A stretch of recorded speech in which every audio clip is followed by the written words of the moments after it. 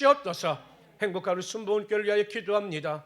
마지막 때 모든 성도들이 구원에 동참하는 자들 되게 하여 주시고 한 사람도 낙오됨이 없게 하여 주시오며 사명을 가지고 전도의 열심과 열정을 가지고 나아감으로 구원 얻는 자들의 수가 더하여지게 하시며 하나님 신령과 진정으로 예배하는 예배자 100명이 채워지게 하여 주시옵소서. 마지막 때 점점 하나님의 나라와 하나님의 의가 살아나는 교회가 되게 하여 주시옵소서. 감사하며 예수님의 이름으로 기도드리옵나이다. 아멘. 우리 앞뒤 좌우산에 인사합시다. 동서남북을 바라봅시다. 축복합시다. 주님의 이름으로 당신을 축복하고 환영합니다. 감사합니다. 우리를 축복합시다. 나는 정말로 귀하고 소중한 존재입니다. 나는 정말 행복한 사람입니다.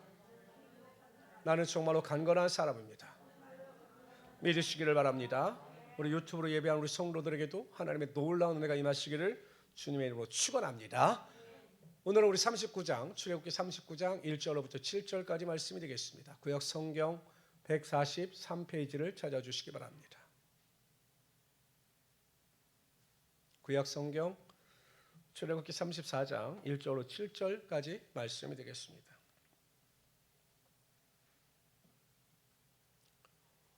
우리 한 절, 이게 오늘 에봇의 대제사장 의복에 대한 이야기인데 오늘 저와 여러분이 읽은 1절부터 7절은 에봇, 어떤 것이 에봇이냐면 이 화려하게 보이는 옷 있죠? 이것이 에봇입니다. 처음 보십니까? 언제 보셨어요? 출애굽기 28장에서 보셨어요. 제가 보니까 4개월 전에 봤더라고 보니까 이 에봇에 대한 그때는 하나님께서 에봇에 대한 계시를 모세에게 주실 때이고 오늘 본문은 부살렐과 오홀리압이 하나님께서 모세에게 말씀하신 대로 그 대제사장의 옷을 제작해 나가는 과정입니다. 그런데 똑같은 내용은 아니에요. 그때부터 훨씬 더 내용이 함축되어져 있습니다. 우리 먼저 1절 한번 읽도록 하죠. 1절 다 같이 우리 합독합니다. 시작. 그들은 여호와께서 모세에게 명령하신 대로 청색, 자색, 홍색 실로 성소에서 섬길 때 입을 정교한 옷을 만들고 또 아론을 위해 딱 봐도 여러분 화려하죠. 청색, 자색, 홍색 가는 배실로 만든 것으로 보입니다. 1절에 이렇게 말합니다. 성소에서 섬길 때 입을 정교한 옷을 만들라는 것입니다. 그러니까 옷을 만드는데 어떻게 만드냐? 정교하게 만들라는 것입니다. 근데 히브리어 원어, 정교하게 만들다 히브리어 원어를 찾아보니까 이렇게 나와 있습니다. 세밀하고 정성스럽게 하나님의 뜻에 따라 지혜와 기술을 다하여 만든다라는 겁니다. 그러니까 제사장의 옷을 만들 때 대강 만드는 것이 아니라 세밀하고 정성스럽게 최선을 다하여 최고의 작품을 만들라라는 것입니다. 여러분 그 명품을 만드는 사람들을 보통 장인이라고 합니다. 장인. 그래서 옛날에 그 드라마에서도 유행했던 그 단어, 그 용어 중에 하나가 장인들이 옷을 만들 때 한 땀 한 땀 정성을 다해서 만든다는 거죠. 그러니까 장인들은 명품을 만들 때 최고의 노력과 수고를 마다하지 않는다는 겁니다. 요즘은 여러분 모든 것이 자동화가 되어 있잖아요. 그런데 장인들은 자동화가 아니라 직접 수제공법을 통해서 최고의 작품을 만든다는 겁니다. 그러니까 장인들이 만든 작품이 얼마 되지 않기 때문에 그것이 명품이 되는 겁니다. 마찬가지로 우리가 하나님의 일을 감당해 나갈 때 대강 하는 것이 아니라 정교하게 최선을 다하여 하나님의 일을 감당해 나가야 한다는 거죠. 그러니까 여러분 세상 사람들은 어떻습니까? 보지 않으면 대강 합니다. 건설 현장도 보면요. 물론 대부분의 사람들이 열심히 하지만 소수 중에 보면 그냥 보지 않으면 대강 일을 합니다. 대강 청소해 놓고 대강 만들어 놓고 그래서 부실이 나오고 문제가 생기는 겁니다. 근데 하나님의 일은 그렇게 할 수가 없어요. 왜? 하나님은 불꽃 같은 눈동자로 성도들의 일거수일투족을 다 보고 계시기 때문이죠. 살아계신 하나님, 항상 나를 지켜보고 계시는 하나님을 우리가 인식한다면 우리가 하나님의 일을 감당해 나갈 때 대강이라고 하는 말은 사용할 수가 없는 겁니다. 예배도 마찬가지죠. 하나님께 드려지는 예배이기 때문에 요한복음에서는 영과 진리로 예배하라. 마음과 뜻과 정성을 다하여 최고의 것을 하나님께 드려야 된다. 이렇게 강조하고 있는 겁니다. 그래서 그 대제사장 옷을 만드는 부살렛과 오홀리압에게도 그렇게 당부한 거죠. 여러분 사도 바울을 보십시오. 사도 바울은 다메섹 도상에서 예수 그리스도를 만나요. 참 그 성경에 보면 만나는 과정은 굉장히 간략하게 소개가 되는데 만나는 그 과정 속에서 일어난 이 사도 바울의 경험을 보면 굉장히 임팩트한 것으로 보입니다. 사도 바울이 완전히 바뀝니다. 완전히 사람이 바뀌어요. 어떻게 그렇게 순식간에 그 예수 믿는 사람들을 핍박하는 자에서 예수님께 대하여 헌신하는 자로 바뀌었는지 정말 대단합니다. 하나님께서 하셨다라고 하는 것밖에 설명이 되지 않습니다. 나중에 사도 바울이 그 밀레도에서 에베소 장로를 다 불러 모읍니다. 그리고 자신이 어떻게 살아왔는가에 대하여 이렇게 이야기합니다. 내가 달려갈 길과 주 예수께 받은 사명, 선교, 전도의 사명을 마치려 하면은 내 복음을 증거하는 일을 마치려 하면은 나의 생명마저도 조금도 귀한 것으로 여기지 아니한다라고 이야기를 합니다. 그러니까 여러분 사도 바울은 어떻게 주님의 일을 감당했느냐? 생명 바쳐 목숨 바쳐 그 일을 감당해 나갔던 겁니다. 물론 나중에 네로 황제 때 순교하죠. 어찌 보면 여러분 하나님의 일은 생명의 가치 이상이라는 겁니다. 사도 바울은 자신의 생명보다 하나님의 일을 더 귀히 여겼고 그렇게 최선을 다하며 살아나갔던 겁니다. 그런데 여러분 사도 바울이 그렇게 생명을 다하여 살아간 자신의 인생을 후회합니까? 아니에요. 디모데후서에 보면 나의 달려갈 길과 또한 믿음을 지키고 나의 달려갈 길을 마치셨으니 나를 위하여 의의 면류관이 예비되어 있다라고 자신의 마음속에 있는 그 기쁨과 소망을 고백하고 있지 않습니까? 성경에 보면 성경은 충성을 강조합니다. 충성을 강조하는데 요한계시록에 보면 어떻게 충성할 것인가, 어떻게 하나님께 헌신할 것인가에 대하여 이렇게 말씀하십니다. 너는 장차 받을 고난을 두려워하지 말라. 요한계시록은 어떤 사람들이 받아보는 사람들이었냐? 그 당시에 예수를 믿음으로 말미암아 순교할 줄도 모르는 그 위급한 상황 가운데 처해 있던 사람들에게 보낸 편지가 요한계시록입니다. 왜냐하면 오늘 예수를 열심히 믿어요. 그런데 내일 발각되면 사형을 당합니다. 순교를 합니다. 그런 내일의 생명을 보장받지 못하는 사람들에게 보낸 것이 요한계시록이거든요. 그렇게 이야기하죠. 너는 장차 받을 고난, 이건 죽음입니다. 고난을 두려워하지 말라. 볼지어다 마귀가 장차 너희 가운데서 몇 사람을 옥에 던져 시험을 받게 하리니 너희가 10일 동안 환난을 받으리라. 내가 죽도록 충성하라. 그리하면 내 생명과 생명의 간을 내게 주리라. 어떻게 충성하라고 말씀하십니까? 죽도록 충성하라고 말씀하십니다. 죽도록 충성하라. 그러니까 성도들에게 있어 하나님의 일에 대한 그 마음의 가짐은 죽도록 충성할 수 있는 마음을 가져야 한다는 것입니다. 그런데 문제는요, 우리에게 그러한 하나님에 대한 열심과 결단이 없다는 데 문제입니다. 어찌 보면 예수 믿는 성도들은요, 세상의 일보다 하나님의 일에 대한 가치를 더 낮게 보는 경향도 굉장히 많습니다. 죽도록 충성해야 되는데 죽도록은커녕 그냥 세상의 일보다도 하나님의 일에 대한 열정과 열심과 수고, 헌신이 없습니다. 관심도 없습니다. 과연 구원받았을까라고 하는 그 의심의 눈이 들 정도이죠. 어느 교회에서요, 안수 집사님인데 주일만 되면 11시 대예배 때 지각을 하는 겁니다. 1년 12달 중에 52주 중에 거의 3분의 2는 지각이에요. 좀 미리 와서 안수 집사님이 좀 봉사를 한다든지 예배 자리를 지키고 찬양을 하면 좋은데 항상 대표 기도할 때쯤 아니면 목사님이 설교할 때쯤 눈치 보면서 머리를 숙이고 앉아 저 뒤에 앉습니다. 여러분 잘 모르시겠지만요, 이 강대상에 딱 이렇게 올라 있으면요, 아무리 수천 명이 앉았어도 이렇게 딱 한 사람이 움직이면 다 보입니다. 그러니까 목사님이 거슬렸던 거죠. 그리고 안수 집사님이나 되신 분이 그렇게 주일날마다 태반 이상을 지각하니까 너무 안타까웠던 거죠. 그래서 하루는 주일날 그 안수 집사님을 목사님실로 불렀습니다. 그리고 목사님과 안수 집사님에게 말씀하시는 겁니다. 안수 집사님, 내가 주일날 안수 집사님 예배 때 지각하지 않는 방법을 알려드릴까요? 라고 했더니 그냥 안수 집사님 화색이 확 도는 거죠. 정말 어떻게 제가 지각하고 싶지 않은데 왜 이렇게 제가 왜 이렇게 지각하는지 모르겠어요. 목사님 그 방법을 알려주세요. 라고 했더니 목사님 안수 집사님 주일날 교회 갈 때 교회 간다라고 생각하지 마시고 회사에 출근한다라고 생각하시면 지각 안 하실 겁니다. 이렇게 말씀하셨대요. 보세요, 여러분. 회사에 지각하는 사람이 누가 있습니까? 여러분 365일 중에 회사에 반 이상 지각하는 사람이 있습니까? 없어요. 제가 가끔 아침 일찍 이렇게 지하철을 타고 일을 보러 가다 보면 그저 가산 디지털역에 딱 지하철이 서는 순간 사람들이 문이 열리자마자 다 뛰어갑니다. 왜요? 지각하지 않으려고. 근데 저는 예배 시간 늦어서 뛰어오는 분들을 별로 보지 못했습니다.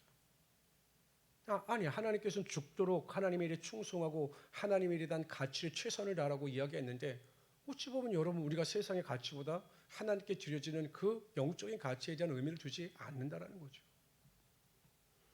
어느 권사님이 손자를 보셨습니다.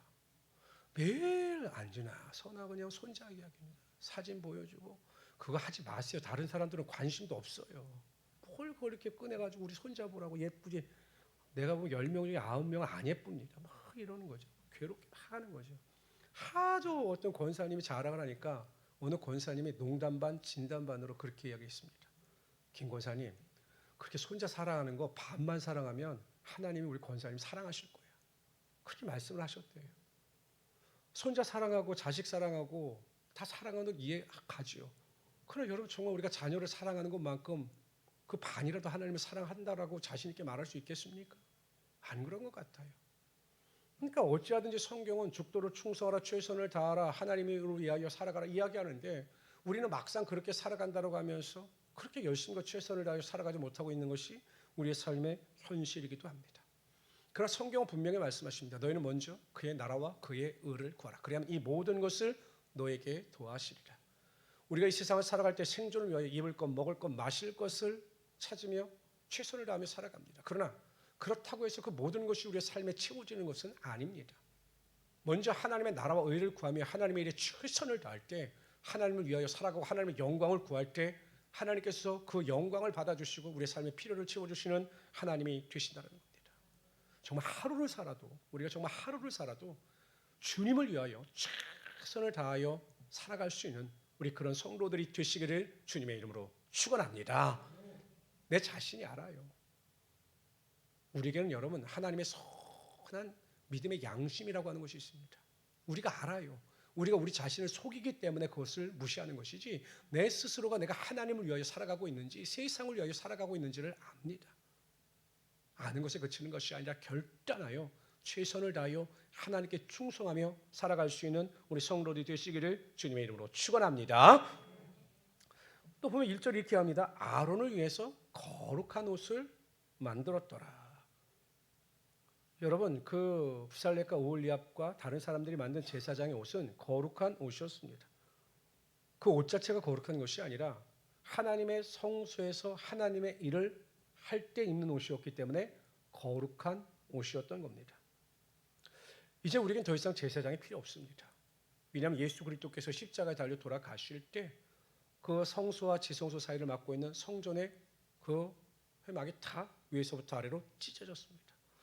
그래서 이제 누구든지 믿음을 가지고 하나님 앞에 담대히 나아갈 수 있는 은혜를 우리가 가지게 되는 거죠. 예수 그리스도 십자가 보혈의 은혜와 능력으로 말미암아 더 이상 동물의 피도 필요 없이 우리가 믿음으로 나아가 하나님께 간구하며 하나님의 은혜 가운데 살아갈 수 있게 된 것입니다. 그런데 중요한 것이 있습니다. 하나님께서 우리에게 베풀어 주신 그 은혜만큼 우리가 성도로서 해야 할 의무와 사명이 생겨나게 된 겁니다. 더 이상 여러분 제사장의 옷도 거룩한 옷도 필요 없습니다. 그러나 성도들이 구원을 받아 행하여 나갈 때 중요한 삶의 원칙을 하나님께서 우리에게 알려주셨습니다. 그것이 로마서 13장 14절입니다. 다 같이 읽어봅시다. 시작.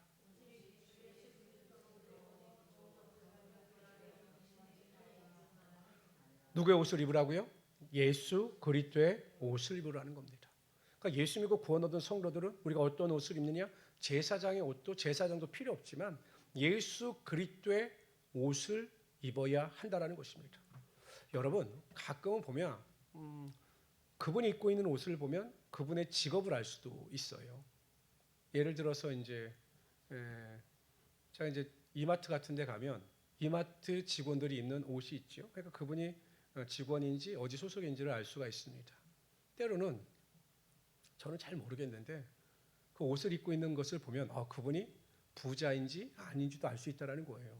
이게 명품 옷을 입고 있으면 막 이게 내가 보기에는 3,000원이면 살 것 같은데 막 티셔츠 안에 막 수백만 원짜리라는 거죠. 왜? 이 로고 하나가 있기 때문에. 그래서 사람들은 그 명품이니 뭐 다 알더라고요. 그러니까 그 옷을 입고 있는 것을 보면 그분의 재산의 유무 정도도 알 수 있다라고 합니다. 그냥 옷은 평범한 것 같지만 때로는 그 사람의 신분이나 그 사람이 어디에 속해 있는지를 알려준다라는 거죠. 예수 그리스도도 옷을 입는다? 여러분, 예수 그리스도로 옷을 입는다라고 하는 것은 상대방들이 우리를 봤을 때 저 사람이 예수께 속한 자라는 것을 분명히 알 수 있게 된다라는 거죠. 뭐 어떻게 됐는지 모르죠. 그렇잖아요. 뭐 우리가 저도 가끔 보면 어떤 분은 옷을 입었는데 참 대단해요. 뒤에다 큰 십자가가 그려진 옷을 입고 다니시는 분들도 봤어요. 그걸 우리가 어떻게 생각합니까? 저도 저분은 교회 다니시는 분이구나. 예수를 믿는 분이구나. 이렇게 알죠. 그런 것처럼 여러분 그 당시에 로마서를 통해서 사도 바울이 강조하는 것은 다른 사람들이 우리가 예수 그리스도의 옷을 입고 있다는 것을 알 수 있도록 거룩함을 쫓아 살아가야 한다. 이렇게 강조합니다. 여러분 로마 시대는요. 황제들이 얼마나 타락했는지 황제들의 반 이상이 동성애자였습니다. 성적으로 엄청 타락했던 시대입니다.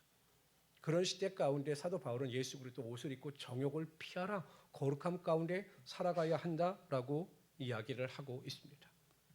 사도행전에 보면 지금 이제 시리아입니다. 그때는 수리아라고 했습니다. 그 수리아에 이방 교회가 생깁니다. 안디옥 교회가 생겨요. 거기 보면 흑인들도 있을 정도로 흑인이 교회 리더가 될 정도로 굉장히 교회가 폭발적인 부흥과 이상적인 모습을 보입니다.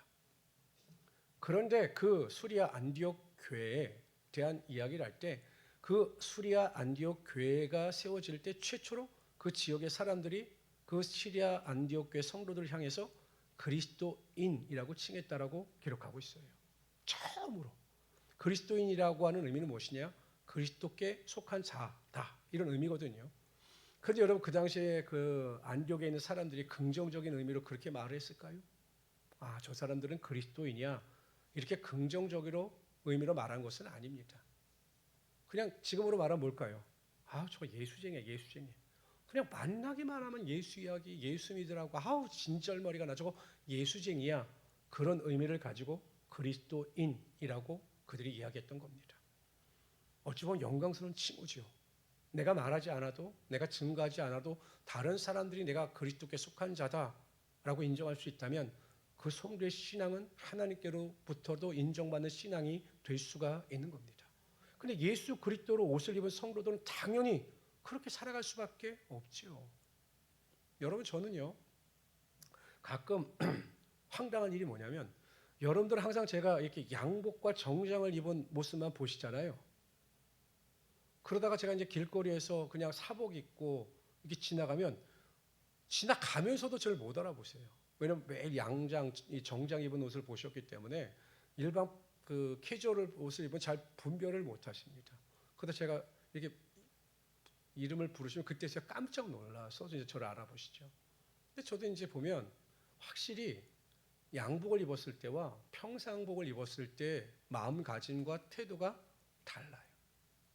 어저께도 이제 교단에서 행사가 있어서 제가 잠깐 강원도에 갔다 왔는데 편한 옷을 입으니까요. 체육관 바닥이 그렇게 더러운데 그냥 거기 털퍼덕 앉아가지고 그냥 힘들면 누워있기도 하고 막 행동이 자연스럽게 그렇게 나옵니다. 양복 입으면 그럴까요? 절대 양복 입었을 때는 아무데나 제가 앉지 않아요.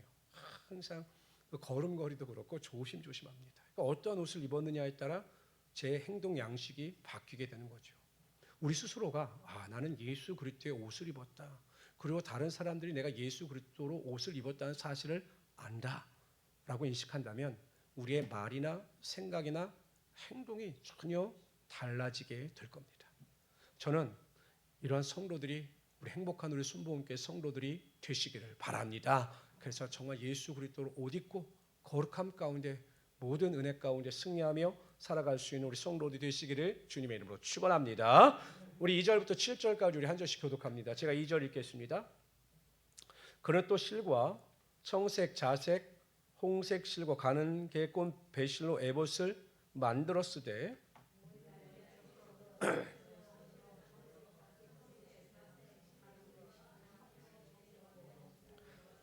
에봇에는 어깨바지를 만들어 그 두 끝에 달아 서로 연결하게 하고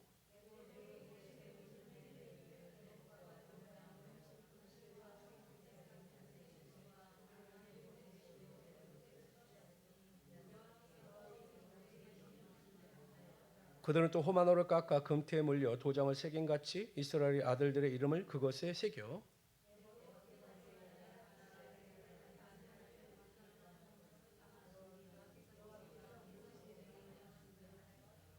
여러분 보세요. 제일 중요한 게 이 에봇의 제일 중요한 게 오늘 설명한 준 것 중에 제일 중요한 것이 뭐냐면 이 어깨에 보석 호마노를 깎아서 만들고 그 호마노에다가 이스라엘 12지파, 6지파, 6지파씩 12지파의 이름을 새겨 넣었다는 겁니다.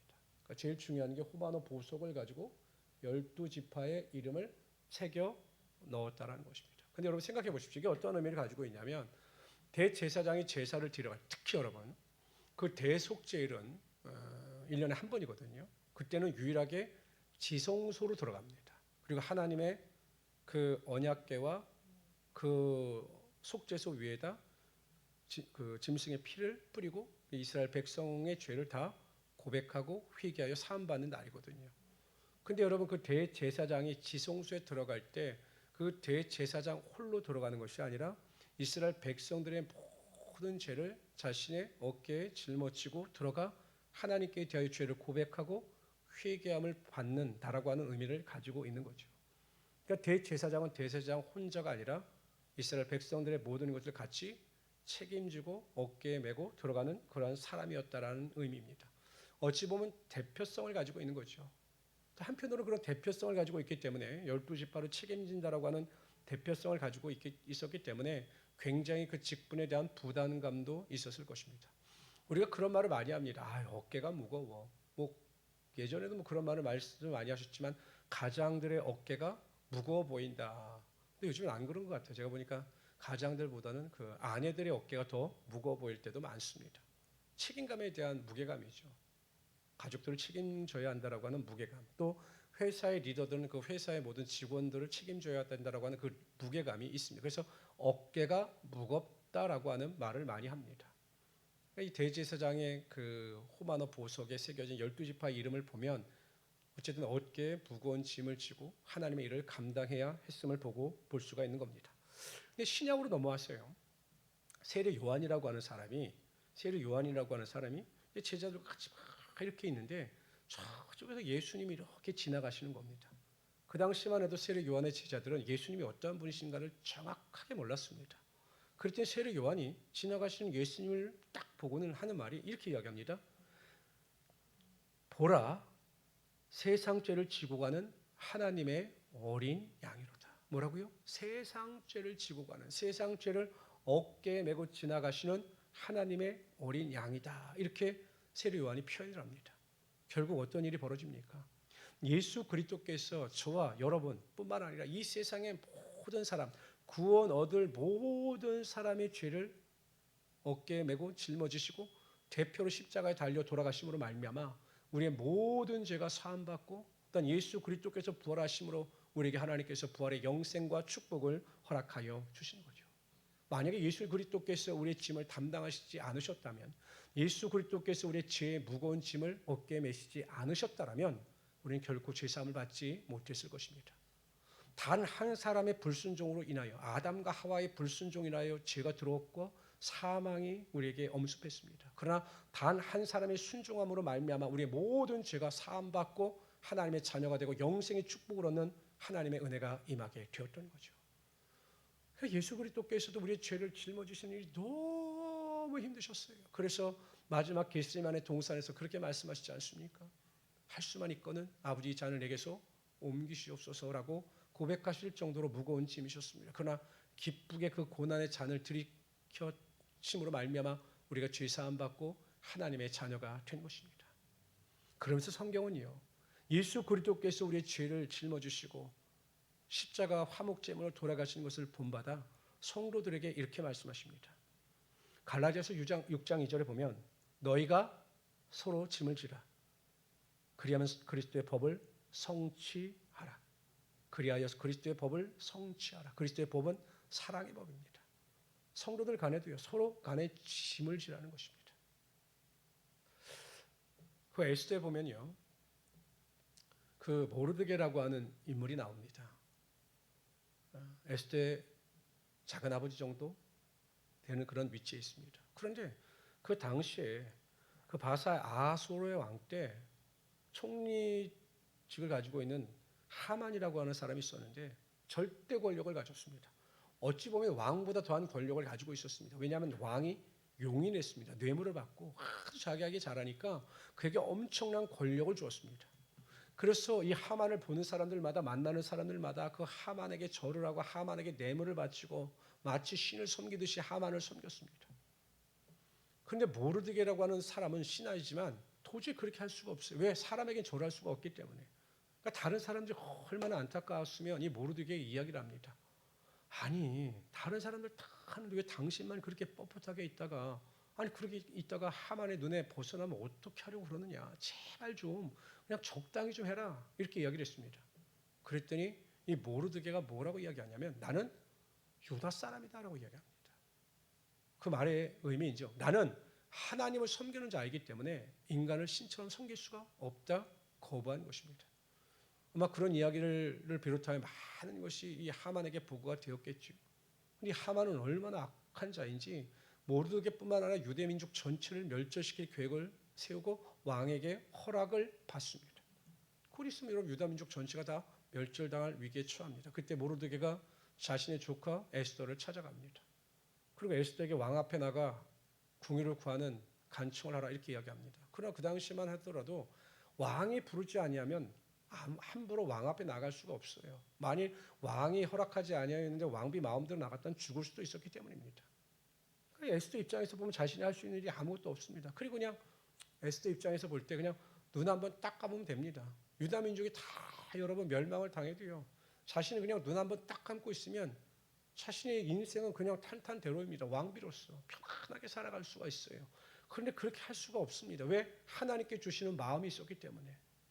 또 작은 아버지 또 모르드게가 그렇게 이야기를 하니까 마음이 괴로워서 견딜 수가 없는 것입니다. 그래서 그 삼촌에게 이야기합니다. 내가 3일 동안 금식하면서 기도할 테니 그 유다 백성들에게도 그렇게 좀 나와 동참해 달라고 이야기를 합니다. 그러면서 여러분 짐을 지는 거죠. 어찌 보면 여러분 짐을 질 필요가 없는데 그다 유다 민족 전체의 운명에 대한 짐을 지고 하나님 앞에 3일 금식을 하면서 간절히 기도하며 나갑니다. 에스더가 유다 민족 전체의 짐을 지고 하나님 앞에 간절히 기도할 때 하나님은 그 에스더보다 앞서가셔서 아하수에로 왕의 마음과 생각을 주장하여 주셨습니다. 제가 보기엔 눈을 멀게 하신 것 같아요. 그래서 3일 금식이 끝나지 않았는데 에스더가 확신이 들어 왕 앞에 나갈 때 왕이 보니까 너무 에스더가 예쁜 겁니다. 여러분 이해가 되십니까? 아니 3일 금식을 거의 했는데 이뻐 보일 리가 없죠. 여러분도 정말 이뻐 보이고 싶으시면 그냥 금식하십시오. 한 3일 금식하시면 아마 이뻐 보이실 겁니다. 그리고 결국 어떤 일이 벌어집니까? 완전 전세 역전이 일어납니다. 하나님께서 하만을 심판하시고 모르드게와 에스더를 더 높여 주셨던 거죠. 성도들도 마찬가지입니다. 우리가 이성적인 생각이나 판단을 가지고 계산을 해보면 남을 위해서 수고하고 다른 사람을 위해서 희생하는 것은 인생의 마이너스예요. 아니 왜 나를 위해서 시간을 투자하고 나를 위해서 물질을 투자하고 나를 위해서 노력과 수고를 투자해도 모자랄 판에 굳이 다른 사람을 위해서 내가 내 시간과 내 노력과 수고를 허비할 필요가 있느냐. 맞는 말입니다. 그러니까 이성적으로 생각해 보면 다른 사람을 위해서 살아가는 것은 내 인생의 플러스가 아니라 내 인생을 허비케 하는 마이너스에 불과할 수도 있습니다.